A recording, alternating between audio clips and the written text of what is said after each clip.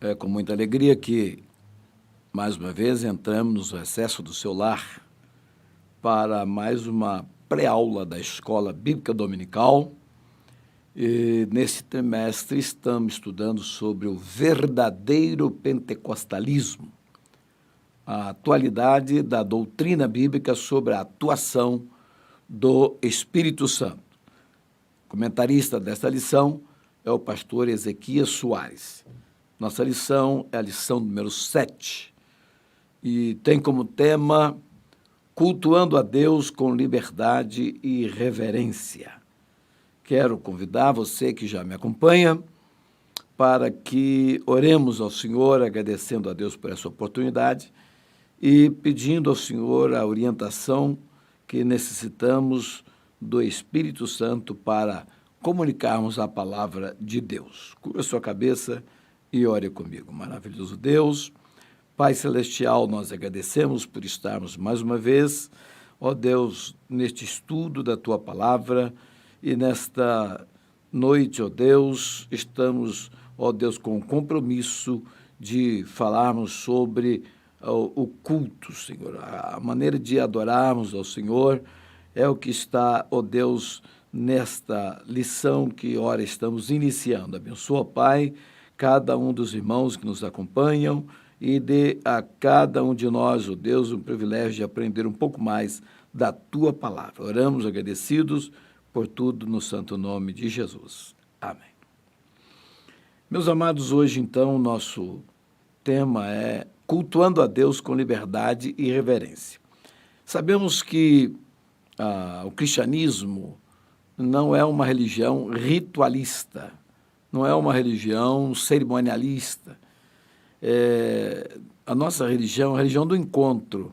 Na verdade, a essência do cristianismo é o encontro onde se dá a adoração ao Senhor e onde o Senhor fale conosco. Então, esta é exatamente a essência da adoração, do culto e, na verdade, não é cerimônia, não é rituais, não.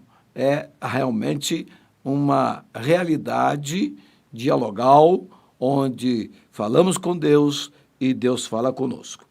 Muito bem, então vamos ao textual da nossa lição.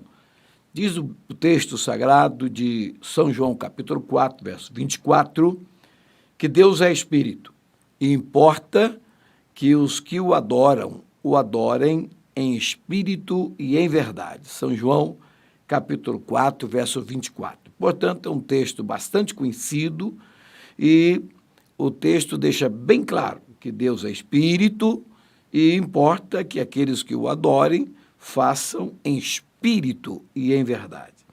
Então, o comentarista coloca aqui, na verdade prática, que a adoração em espírito diz respeito à posição espiritual do adorador.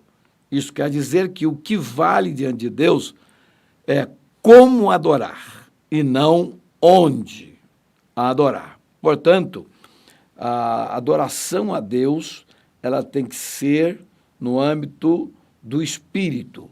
Significa dizer que a pessoa que vai adorar a Deus, é preciso que ele realmente tenha passado pela experiência da conversão e realmente, a partir deste momento, o Espírito Santo nos impulsiona à adoração, à busca do Senhor, à leitura da palavra, à oração diária, enfim, é uma ação do Espírito Santo na nossa vida.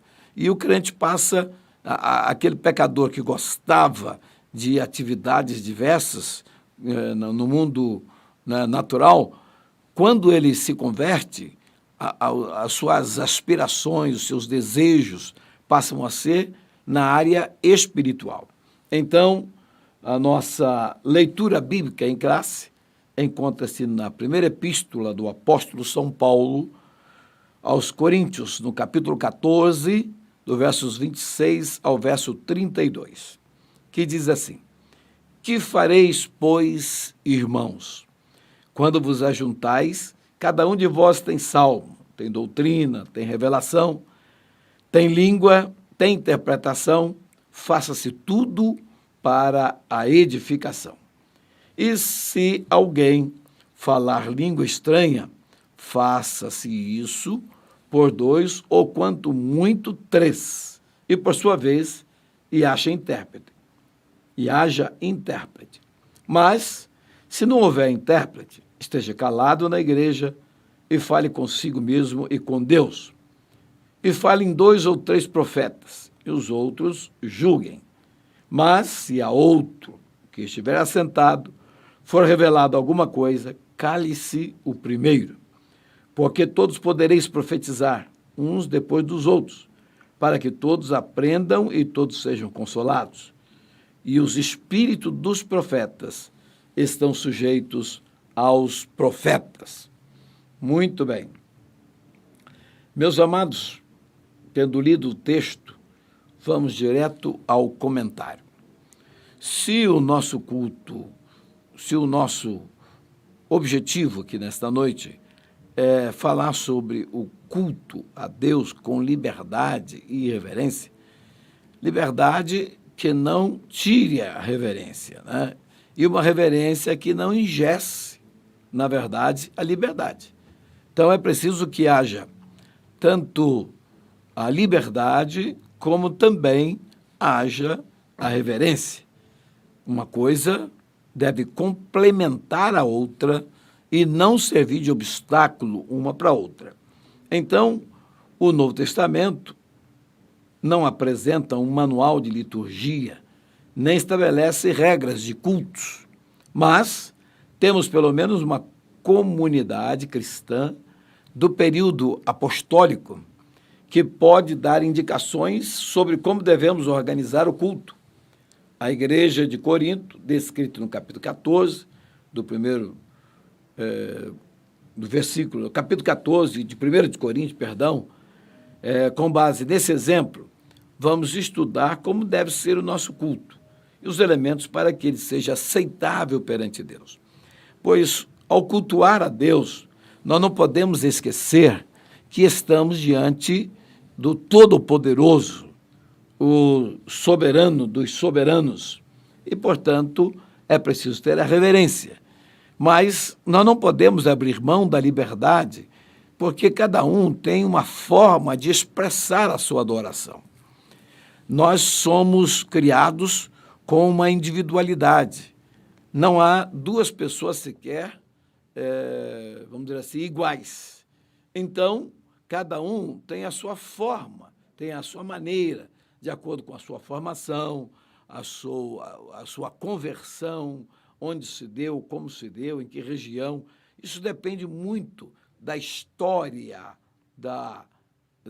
daquele crente que está adorando a Deus. Então, há regiões que a liturgia toma um determinado rumo e outras regiões toma-se outro rumo, porque, na verdade, Deus não estabeleceu uma forma rígida em que todos são obrigados a seguir aquele modelo. Não, não há um modelo assim exigido por Deus. Então, vamos lá. O primeiro tópico da nossa lição diz o culto pentecostal. Aí, 2 pontos, liberdade e reverência. O cristianismo, como nós já falamos, não tem o objetivo de padronizar o mundo e nem destruir as culturas. Sua mensagem, porém, é universal.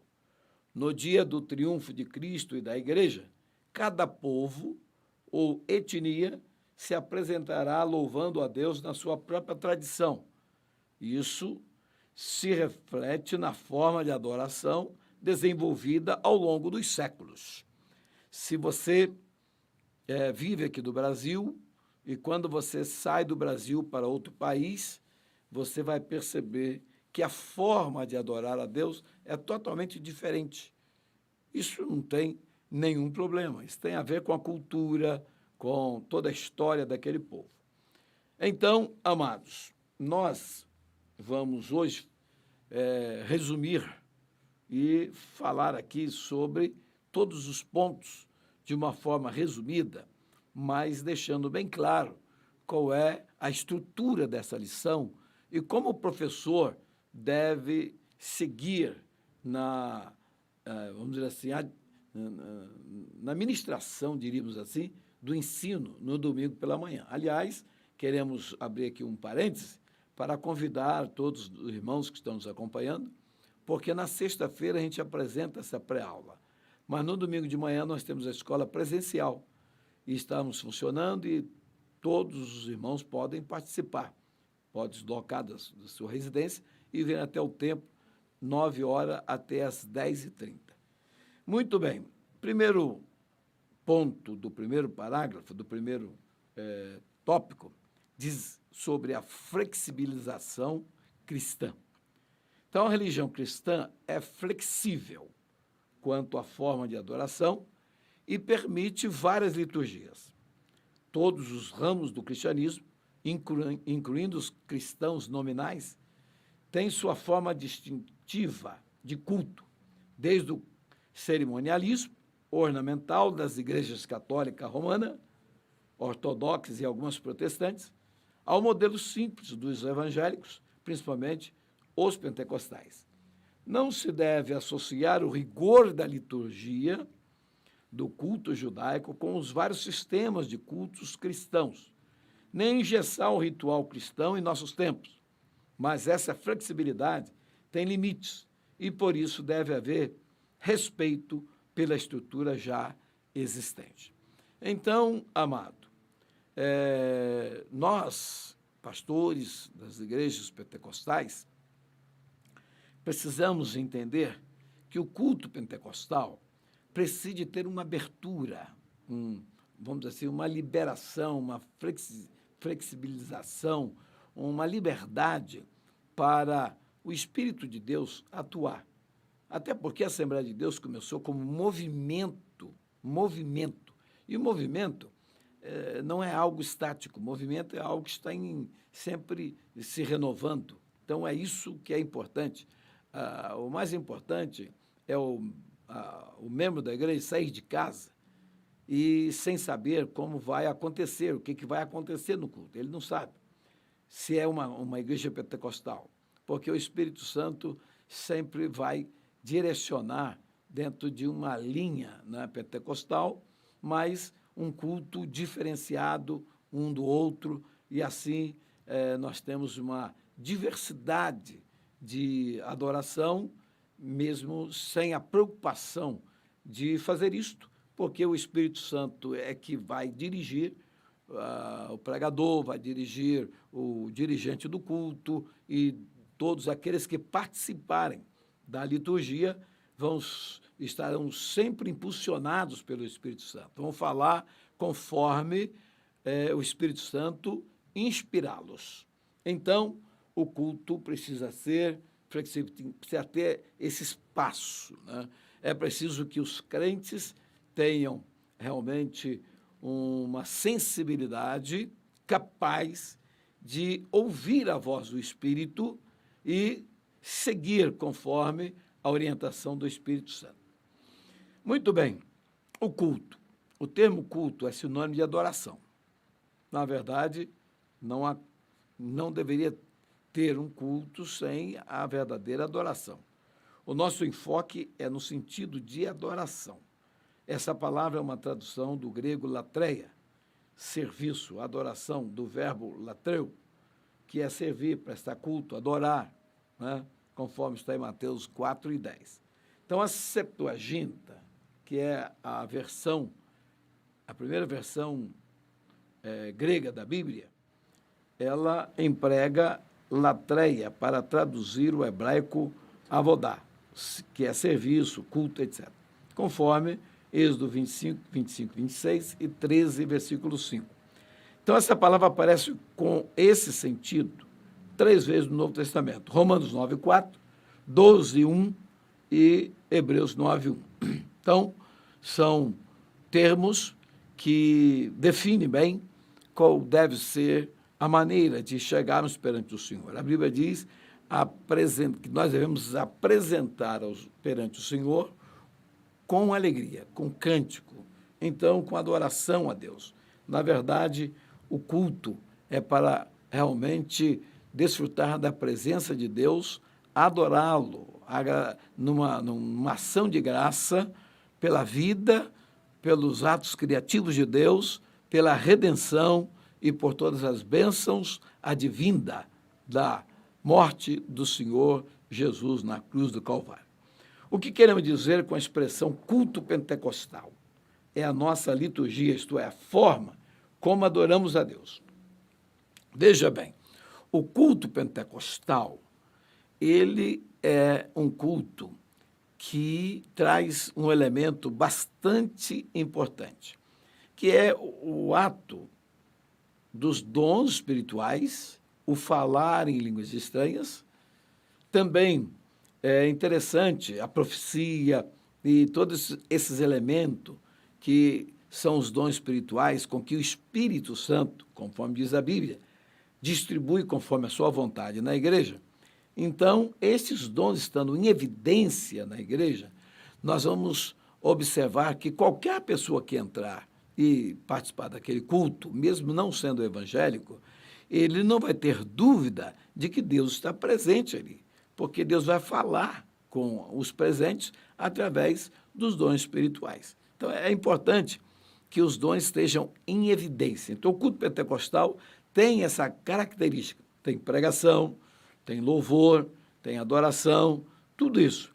Mas tem mais a manifestação dos dons espirituais que traduzem muito bem a manifestação de Deus no nosso meio. Então, amados, o ponto 3 diz sobre a reverência no culto. A adoração a Deus é o momento mais sublime da vida humana. É o momento mais importante para o crente. Significa essencialmente o reconhecimento, a celebração e a exaltação da majestade divina. É quando a pessoa comparece no templo para exaltar a Deus, para elogiar a Deus, para louvar, para dignificar, né, a majestade santa do Senhor. Nós, aqui no culto, precisamos fazer isso com brados de júbilo, com alegria no nosso coração, até por causa da grande salvação que o Senhor nos proporcionou, né, mediante a redenção no Calvário. Por isso, deve ser oferecida com reverência. Faça-se tudo, como diz a Bíblia, lá em 1 Coríntios 14, 40, Paulo ensinando aos crentes de Corinto, ele diz, faça-se tudo decentemente e com ordem. Então, ordem e decência. O culto é o diálogo de Deus com o seu povo. É um momento de reverência. É interessante que quando nós estamos adorando a Deus, nós estamos prestando o nosso culto, quer dizer, abrindo o nosso coração para realmente adorar a Deus. Mas mesmo nesse momento de louvor, de adoração, nós também ouvimos Deus falando conosco, porque os hinos que cantamos, ou que alguém, um cantor cante, ou um conjunto mesmo, esse hino também foi inspirado por Deus, a sua letra. E ela tem uma mensagem para aqueles que estão presentes no culto. Então, Deus já começa falando conosco desde o início do culto, desde o momento em que começamos a adorá-lo. Então, o culto é, sim, um diálogo de Deus com o seu povo. E é um momento de muita reverência. Havia acima do púlpito do templo, sede da igreja Assembleia de Deus de Jundiaí, o versículo escrito, guarda o teu pé quando entrares na casa de Deus. Na verdade, não podemos entrar na casa de Deus de qualquer maneira. É preciso que observemos, né, que estamos entrando na presença do juiz de toda a terra, no Deus Altíssimo, soberano Criador dos céus e da terra. É interessante, quando eu estive em Israel, me lembro aqui agora, que a hora que estávamos subindo a escadaria do templo, eu observei que os degraus não eram iguais. Havia um degrau mais largo, que você dava 2 passos, e um degrauzinho menor, que você dá um passo só. Me chamou a atenção E eu perguntei ao guia, o senhor Efraim, por que os degraus não eram iguais. Me chamou a atenção. E ele disse, é o seguinte, os peregrinos, eles vinham de distante, cantando pelo caminho, porque vinham para adorar a Deus. E quando eles chegavam aqui, na hora de adentrar ao templo, ele tinha que andar de uma forma meio diferente por causa dos degraus. Então, esses degraus diferentes, né, um do outro, é exatamente para lembrar o peregrino que ele está entrando na casa de Deus e que ele deve guardar o seu pé e muita reverência. Então, achei interessante, porque a própria escadaria já era um anúncio de que ele estava entrando no templo para desfrutar do grande privilégio da presença do Senhor, da manifestação de Deus, porque Deus, ele é onipresente, ele está presente em todos os lugares ao mesmo tempo. Mas Deus não se manifesta em todo lugar. É importante que Deus se manifesta na sua casa, no templo que foi escolhido para a sua manifestação. Então, é importante que quando vamos cultuar ao Senhor, nós nos preocupemos. A igreja não é lugar de vender coisas, não é lugar de comprar, não é lugar de trocar objeto, não é lugar de mostrar foto, não é lugar, não é lugar de namorar. A igreja é o lugar onde o adorador vem encontrar com Deus.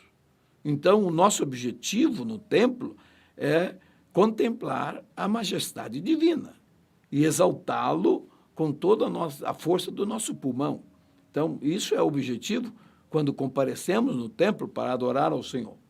Alguém duvidaria que, se o rei Salomão vivesse em nossos dias, a mensagem seria: desliga o teu celular quando entrares na casa de Deus. A adoração é momento de conexão com o céu e não com a internet. E, infelizmente, nós teremos que sempre alertar aos nossos irmãos, aos nossos obreiros, o celular deve ficar realmente fora do templo. O templo é para você falar com Deus, não é para navegar na internet, não era para falar com o irmão que não veio no culto, é para estar ligado com o Senhor. Caso contrário, nós não estaremos prestando uma adoração, não estaremos naquele diálogo com Deus. Não há encontro nesse caso. E o culto deve ser um encontro com Deus. Então, a adoração a Deus é, essencialmente, o reconhecimento, a celebração e exaltação da majestade divina. Muito bem. Então, amados, vamos partir para o segundo tópico da nossa lição, o centro do culto pentecostal. Igreja é toda a congregação ou assembleia que se reúne em torno do nome de Jesus, Cristo, como Senhor e Salvador, professando fé nele, publicamente e de forma diversificada. Primeiro ponto diz assim, o centro da nossa adoração. Alguns opositores da obra pentecostal costumam nos acusar de, em nossos cultos, darmos ênfase ao Espírito Santo acima de Jesus. É uma maneira sutil de nos chamar de montanistas. Trata-se de uma interpretação equivocada a nosso respeito. Trata-se de uma interpretação equivocada. Não esqueçam disso. É um equívoco. Na verdade, o Senhor Jesus é o centro da nossa adoração e da mensagem pregada pela Assembleia de Deus, pelas igrejas pentecostais. Os crentes se reúnem em nome de Jesus para adoração ao Deus Trino. Esse é o padrão ensinado nas Escrituras, porque nós é que somos a circuncisão, nós que adoramos a Deus no Espírito e nos gloriamos em Cristo Jesus e não confiamos na carne. Filipenses 3, e verso 3, na Almeida atualizada. Veja bem, meus amados, analisando esse ponto aqui, é bom afirmar aos irmãos que o centro da nossa adoração é Cristo. O centro da nossa pregação é Cristo. O centro da nossa oração é Cristo. Na verdade, quando adoramos, estamos adorando ao Pai, ao Filho e ao Espírito Santo. Já por aí você percebe que Jesus está no centro. Ele está no meio, Pai, Filho e Espírito Santo. Então, e o Espírito Santo, a ação do Espírito Santo na igreja é, na verdade, nos levar a adorar ao Senhor, nos levar a realmente exaltar ao Senhor Jesus. Nós vivemos para a glória. O pregador prega para a glória de Deus. O crente ora para a glória de Deus. Quando prestamos um serviço, prestamos para a glória de Deus. Então, Jesus é o centro da nossa pregação. A cruz de Cristo, ela está no meio das nossas verbalizações a respeito de nosso Deus. Então, nós não podemos esquecer que, na verdade, nós somos adoradores que temos como base a Bíblia Sagrada. E, na Bíblia, nós observamos que nossa obrigação como crentes é tributar ao Senhor glória, honra, dignidade, louvor, adoração, e que Ele possa realmente ser o alvo de tudo quanto fizermos aqui nessa terra. Na verdade, em tudo, precisamos adorar ao Senhor. Não somente na hora do culto, né? Nas nossas atitudes, nas nossas decisões, em casa, no trabalho, na escola, em qualquer lugar, nós temos a obrigação de estar adorando a Deus. Muito bem, então a adoração deve ser um modo de vida do cristão, um culto vibrante no poder do Espírito. É o segundo ponto. O assunto de 1 Coríntios, capítulo 14, é a adoração. A expressão paulina, quando vos ajuntais, do versículo 26, se refere aos cultos. A exortação paulina à comunidade cristã de Corinto nos ensina muita coisa sobre o culto, e entre elas, que o culto não era ente diante e nem consistia num pregador falante para um rebanho atento e silencioso, pois havia uma interação dinâmica de compartilhar e receber. Na verdade, o culto é oferecido não pelo pastor que está dirigindo o culto. O culto é oferecido por todos os que estão no templo. Na verdade, cada indivíduo é um adorador. E, na verdade, não importa as circunstâncias do ocorrido no horário do culto, o que importa é que o crente tem que ter a consciência de que veio para adorar a Deus. Ainda que alguém faça uma coisa bizarra, alguma coisa indevida, ele deve estar ali firme no propósito de adorar a Deus. E, com certeza, todos os crentes devem fazer o máximo para eliminar o ruído, evitar entrar e sair, evitar conversa, evitar tudo aquilo que não faz parte da adoração. É importante que essa educação, por exemplo, o crente chegou um pouco atrasado, o pastor está lendo a Bíblia. Enquanto ele está lendo a Bíblia, ninguém deve entrar e nem sair do templo. É preciso que a pessoa pare, fique junto à porta, aguardando terminar a leitura, para que ele possa adentrar ao templo.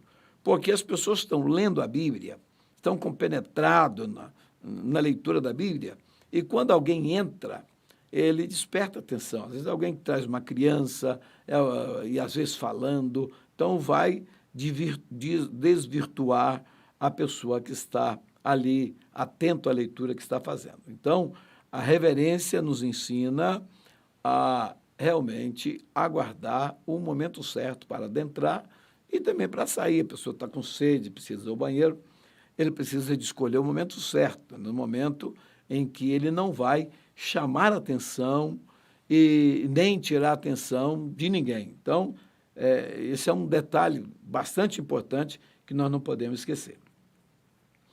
A exortação paulina à comunidade de Corinto, portanto, nos ensina muita coisa sobre o culto. Entre elas, que, na verdade, o pregador falando para um rebanho atento e silencioso, pois não era bem isso, né? Porque o que acontece em muitas igrejas é que uma pessoa fala, os outros todos ficam quietinhos ouvindo.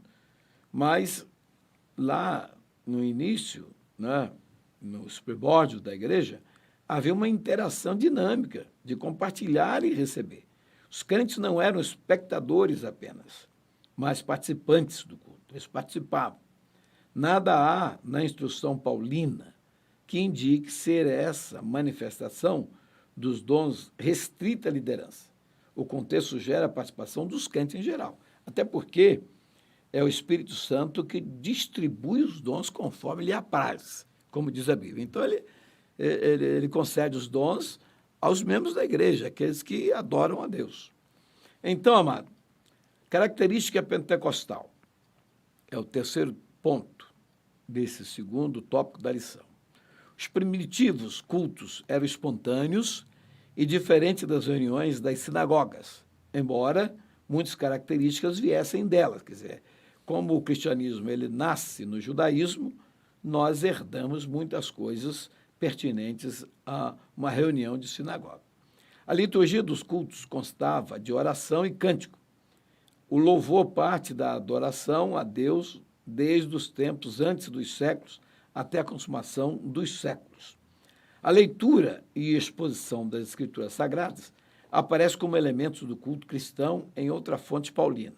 Está lá, persiste em ler, exortar e ensinar. Isso é atividade pastoral, é atividade do obreiro, do professor da escola dominical, né? Do crente que quer servir a Deus. Então, persiste em ler, exortar e ensinar. Ele estava falando para Timóteo, que era o pastor da igreja. Então, estava instruindo um pastor como deveria ser a postura, né, diante do auditório. Então, amado, essa instrução é uma referência à leitura pública.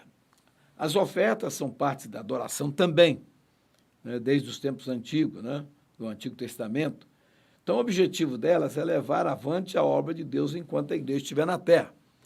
É bom dizer a todos que a igreja não recebe dinheiro de nenhuma instituição governamental e nem de outra ordem. A verdade é que a igreja ela foi estabelecida para ser sustentada com os dízimos e as ofertas dos crentes que são membros da igreja.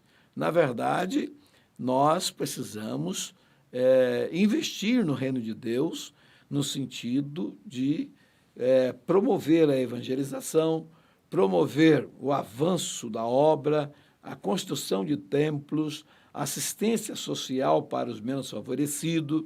Nós precisamos de estar sempre atento, porque, na verdade, nós temos que reconhecer que não estamos fazendo muita coisa, porque, na verdade, tudo que somos e temos vem de Deus. Então, se Deus nos dá para que nós possamos abençoar a obra de Deus, abençoar aquelas pessoas que necessitam do nosso apoio, da nossa ajuda. O síntese do tópico segundo diz assim: o Senhor Jesus é o centro da nossa adoração e da mensagem pregada pela nossa igreja. Então, não podemos esquecer que o tema da nossa pregação deve ser Jesus Cristo, e este crucificado e ressuscitado dentre os mortos ao terceiro dia. Então, esse é o tema da nossa pregação, da pregação pentecostal. Os nossos missionários fundadores da Assembleia de Deus, a pregação deles era: Jesus Cristo salva, batiza com o Espírito Santo e leva para o céu. Então, esse é o lema, né, trazido pelos nossos missionários Daniel Berg e Gunnar Wing. Bem, terceiro tópico diz assim: como se expressa a liturgia de nossas igrejas? As reuniões de adoração em nossas igrejas são diversificadas, não são exatamente iguais. Temos cultos públicos, chamados por muitos culto da família, culto de oração, culto de ensino ou de doutrina, culto de ações de graça. Nós temos várias características de culto, por exemplo, culto de formatura, nós temos culto de aniversário, de agradecimento a Deus pela vida, né? Temos escola bíblica dominical, temos o trabalho do círculo de oração, além de atividades com as crianças, adolescentes, jovens, congressos, etc. Então, são muitas as características, né? Culto evangelístico, um culto praticamente para evangelizar. E, enfim, são diversos cultos, né, que nós cultuamos a Deus, ainda que seja um culto, por exemplo, de aniversário. É bom colocar aqui que eu tenho observado que, às vezes, num culto de ações de graça pelo aniversário de um pastor, eu tenho ouvido pessoas que recebem a oportunidade para cantar um hino e chega lá e diz assim, olha, eu vou louvar este hino em homenagem ao pastor fulano de tal. Está tudo errado. Dois erros gravíssimos.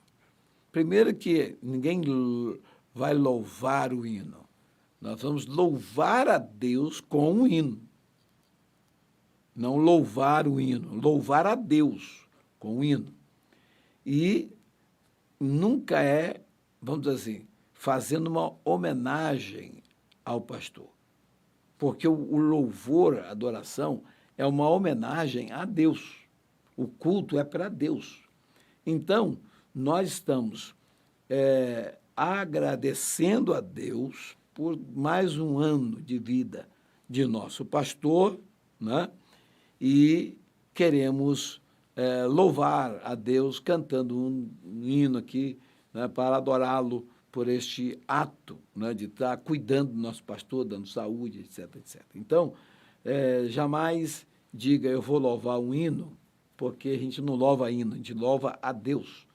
E nunca diga que é para o pastor, porque, na verdade, embora o pastor merece realmente todas as honras, né, da posição que ocupa, mas o culto não é para ele, o culto é para Deus. Tá certo? Então, amados, dentro desse tópico, terceiro e último, como se expressa a liturgia de nossas igrejas? Aí o primeiro ponto diz assim, nossas reuniões de adoração. Nossas reuniões de adoração. Ponto. A nossa liturgia é simples e permite que qualquer irmãos e irmãs adorem a Deus com liberdade. Ninguém vai dizer, ó, você faça isso, faça aquilo outro. A pessoa vai ser impulsionada pelo Espírito Santo a dar glória a Deus, aleluia, e expressar outras palavras de adoração a Deus, e isso aí deve ser bastante voluntário, abrindo o coração e falando do fundo da alma, né, numa adoração a Deus. Então, a nenhum deles é negado o púlpito. Todos têm a oportunidade de falar à igreja o que Jesus fez na sua vida. São os testemunhos sobre salvação, cura, libertação e outras bênçãos. É claro que, antigamente, havia muito mais testemunhos nos nossos cultos do que hoje. Até porque, como a igreja cresceu, surgiu vários conjuntos, então o tempo ficou muito limitado.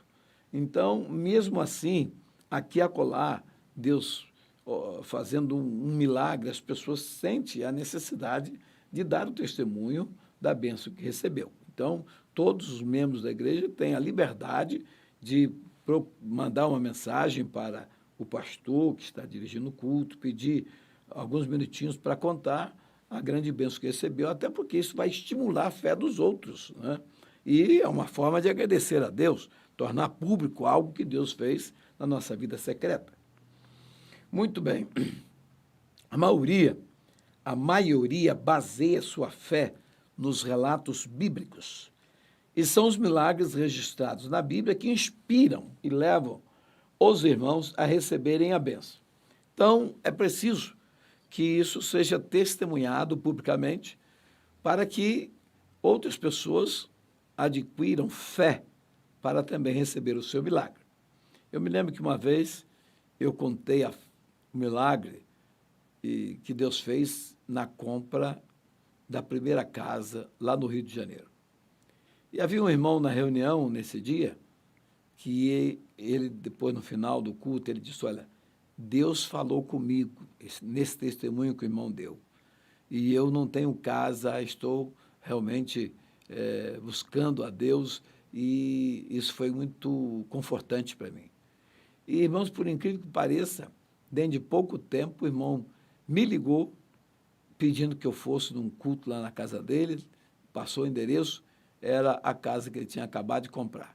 Então, a verdade, quando você conta um milagre, você estimula outra pessoa a também receber um milagre dele, porque às vezes ele começa a demorar um pouco, ele começa a achar que não vai conseguir. Então, a fé, ela precisa ser renovada, estimulada, vivida, experimentada, exercitada. Tudo isso precisa para que o crente possa realmente ser assim um desafiante, ser ousado na sua fé, na sua crença e buscar o Senhor com toda a força da sua alma. Então, foi dessa maneira que crescemos e nos tornamos a maior denominação evangélica do país, a Assembleia de Deus. Então, o Deus que nos trouxe até aqui, Ele mesmo nos conduzirá pelo seu Espírito até a vinda de Jesus. Essa adoração a Deus é em espírito e em verdade. E deve continuar assim, porque essa é a forma bíblica da adoração. Então, amado, agora, quais são as características de um culto pentecostal? Nossas reuniões coletivas de adoração apresentam as mesmas características dos cultos da igreja em Corinto. Nós, pentecostais, culto pentecostal. Então, as manifestações nos cultos, que o apóstolo menciona em 1 Coríntios 14, são reais entre nós. Quando vos ajuntais, cada um de vós tem salmo, tem doutrina, tem revelação, tem língua, tem interpretação. Verso 26. Nossos irmãos e irmãs entendem essa linguagem com facilidade, pois vivemos essas mesmas experiências. São expressões espontâneas no Espírito Santo. Veja que nos versículos 27 a 32, o apóstolo está tratando do culto pentecostal e se refere aos dons de línguas, interpretação e profecias no culto. É muito comum o visitante sentir a presença de Deus em nossos cultos, porque ele percebe que Deus está falando ali no meio do culto. Então, isto é extremamente importante. E nós precisamos compreender que o culto ele não pode ser engessado de maneira que não haja mais espaço para nada. Tem que ter sempre um espaço para Deus fazer o que precisa ser feito. Muitas das vezes, nós organizamos um culto de tal maneira que tem que seguir, em muitas igrejas, a pessoa tem que seguir à risca o que está escrito. Né? 7h30, oração, né? 7h35, louvor pelo coral, 7 tal, hino tal, 7 tal, alguém vai falar isso, alguém vai falar aquilo.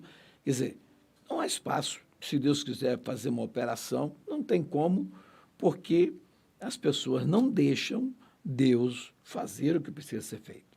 Então, os dons, por exemplo, é uma forma de ocupar um tempo, né? E Paulo diz aqui que 2 ou 3 profetas podem profetizar num culto, né? E os outros devem julgar aqueles profetas. Porque a profecia tem um elemento humano, por isso que ela precisa ser julgada. E com, vamos dizer assim, o que diz a Bíblia, quer dizer, ela precisa ser filtrada pela Bíblia, para sabermos se aquela profecia é de Deus ou não. Isto não precisa de ninguém, vamos dizer assim, levantar e falar alguma coisa a respeito. Isto basta cada crente analisar, né? Ele tem a Bíblia na mão, para saber se aquela profecia é de Deus, se não é, etc. Se é do homem, se é da mente humana, né? Muito bem. Então, o apóstolo está tratando de culto pentecostal. E culto pentecostal é culto onde Deus fala em profecia, Deus mostra uma visão, alguém fala a língua estranha, alguém interpreta essas línguas estranhas, né? Alguém orou por uma pessoa e houve um milagre, uma cura muito grande, muito maravilhosa. Então, tudo isso faz parte de um culto pentecostal. E o culto pentecostal nem sempre vai terminar da maneira que alguém imaginou, alguém pensou, alguém faz um pensamento, mas um culto pentecostal pode começar de um jeito e terminar de um outro bem diferente. Eu já participei de culto, por exemplo, lá em Santa Rita, no Rio de Janeiro. Nós tivemos um culto, nós passamos lá uma semana dando estudos sobre os dons espirituais, um estudo sobre a paracletologia, né, sobre o Espírito Santo. E no último dia, às 9 horas, num domingo, que eu comecei no domingo e fui até o outro domingo. Então, no domingo do encerramento, eu terminei exatamente às 9 horas e passei o microfone para o pastor. E quando ele pega o microfone e vai falar, uma moça levanta falando línguas estranhas. E ele olhou e disse, olha, é a minha neta. E ela estava desviada. Então, ela voltou para Jesus. E ele, alegre, pediu alguém que levasse aquela moça que falava língua estranha lá para o púlpito. E ela dobrou o joelho e continuou falando línguas estranhas. Aí veio outras duas moças e me chamaram e disseram assim, pastor, ora por nós, a gente também recebeu o batismo com o Espírito Santo, que é o que nós mais queremos. Aí eu disse para elas, dobre os joelhos aí, perto dessa moça, que daqui a pouquinho vocês serão batizadas. E não levou 5 minutos, elas dobraram o joelho lá e foram batizadas. Aí o pastor disse, olha, irmão, quem não é batizado, se quiser ser batizado, vem aqui para frente, Jesus está batizando. Embora nós não oramos pedindo, mas Jesus começou a batizar às 9 horas. Eu saí lá da igreja, era 15 para meia-noite. E fui embora, porque no outro dia eu tinha que levantar cedo para trabalhar. Mas a igreja ficou lá, reunida, gente do lado de fora, um fervor, Deus usando muitas pessoas. Foi uma festa que até então eu nunca tinha participado igual. E eu também, depois disso, não vi outra igual, assim, que dominasse totalmente e, vamos dizer assim, ninguém sai do culto, ninguém quer terminar culto, ninguém quer ir embora, né? Ninguém deu fome. Então, a maioria absoluta, ficaram todos. Eu saí 15 para meia-noite e eles continuaram. E naquela noite, Jesus batizou 45 com o Espírito Santo e renovou muitas outras pessoas. Foi uma festa realmente muito grande. Foi um culto festivo que ficou na história. Então, amado, isso é culto pentecostal. Já, por exemplo, participei de culto que o coral começava a cantar, né, em português, daí a pouco estava cantando em línguas estranhas e aquele fervor, aquele fogo se espalhava pela igreja toda e, de repente, depois ia cantar um conjunto, aquele conjunto nem ia cantar, não daria mais para cantar e Deus mudava totalmente a história, a rota, né, do culto. Então, é bom que a gente entenda que isso é culto pentecostal. Já participei de culto, por exemplo, que Deus deu o privilégio de eu participar, uma certa ocasião, não me esqueço disso, o pastor mandou uma dupla cantar um hino, e esses irmãos cantavam, e um tocava um violão e o outro tocava um cavaquinho. E eles subiram para cantar no púlpito, e o irmão que tocava o cavaquinho estava cantando lá de dueto e, de repente, passou a cantar em mistério, cantar em línguas estranhas. E, de repente, ele deixou o irmão tocando violão lá, o seu companheiro, desceu do púlpito, tocando o cavaquinho, cantando, e começou a impor as mãos nas pessoas. E as pessoas que ele impunha a mão, Jesus batizava com o Espírito Santo. Também foi um outro culto extraordinário que eu participei, e foram muitas pessoas batizadas com o Espírito Santo naquele dia, não sei quantos foram, mas foram bastante, e foi uma festa extraordinária, que até hoje eu me lembro muito bem que foi um fervor espiritual, coisa assim, coisa celeste, coisa do céu, que homem nenhum consegue fazer, é algo que só o Espírito Santo pode produzir no nosso meio. Oremos para que Deus continue atuando no nosso meio, que haja liberdade para o Espírito Santo, não somente para nós, liberdade para nós adorarmos a Deus, mas liberdade para Deus trabalhar na nossa vida. Muito bem. Conclusão. O que precisamos saber é que o Novo Testamento não estabelece uma forma litúrgica de adoração, porque parece não ter sido essa a preocupação do Espírito Santo. Que os nossos cultos sejam dinâmicos e espontâneos, né, em nome de Jesus, com espontaneidade e reverência. Nós não somos espectadores dos cultos, como num teatro ou num cinema. Antes participamos deles com cânticos congregacionais, corais, conjuntos e grupos de louvores dando glória a Deus e aleluia. Então, somos pentecostais, não podemos perder essa característica, não podemos ser pentecostais apenas no nome, né? Precisamos ser realmente pentecostais de fato, crentes batizados com o Espírito Santo, cheios de dom espiritual, né? em plena evidência nos cultos, etc. Então, está faltando isso em muitas igrejas de cunho pentecostal. Precisamos buscar mais ao Senhor, ser mais fervorosos, estarmos sempre predispostos a nos encher sempre do Espírito Santo. Pois a recomendação de Paulo, apóstolo aos Efésios, é esta: e não vos embriagueis com vinho em que há contenda, mas enchei-vos do Espírito Santo. Então, essa ordem para encher do Espírito é para todos os crentes. Então, precisamos estar sempre nos enchendo, sempre fervorosos no Espírito, adorando ao Senhor, porque o Senhor é bom e a sua misericórdia dura para sempre. Que Deus te abençoe. Estaremos encerrando agora essa rápida pré-aula. Que Deus lhe dê graça para ministrar a palavra do Senhor nesse próximo domingo aos alunos e que todos sejam despertados para buscar ao Senhor e aprender no seu santo templo. Curva a sua cabeça e ore comigo. Maravilhoso Deus, Pai Celestial, te adoramos, te exaltamos por tua grandeza e bondade para conosco. Perdoa nossas falhas, conceda-nos, ó Deus, abundantemente a tua graça. Senhor, continue batizando os crentes com o Espírito Santo, renovando todas as nossas vidas, nossa fé, nossa esperança.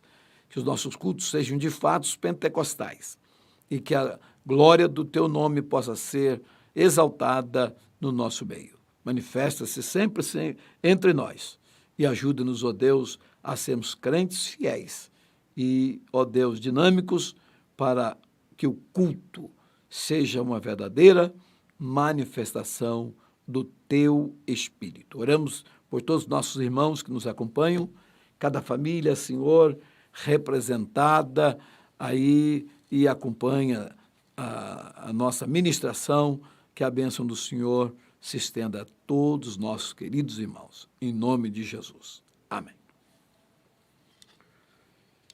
Muito bem.